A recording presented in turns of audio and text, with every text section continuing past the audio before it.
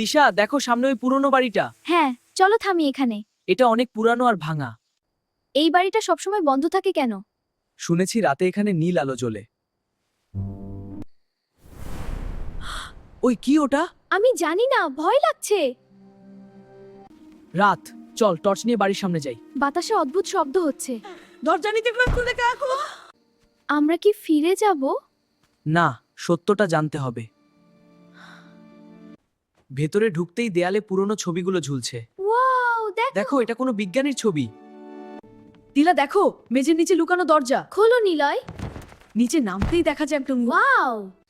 তিলা, এই যন্ত্রটা থেকে নীল আলো বের হচ্ছে। হ্যাঁ নিলয়। ছায়াগুলো সাবধান। এখানে কেউ আসতে পারে না। সাহস করে টর্চ ধরলে দেখা যায়।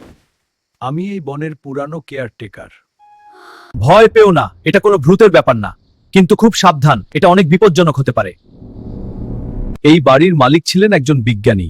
তিনি এমন যন্ত্র বানিয়েছিলেন যা বিদ্যুৎ ছাড়াই আলো দিতে পারে। গ্রামের লোকেরা ভুল বুঝে এটাকে ভূতের আলো ভাবত। এরকম কার্টুন পেতে সাবস্ক্রাইব করো। আরো মজার কন্টেন্ট এর জন্য সাবস্ক্রাইব করো।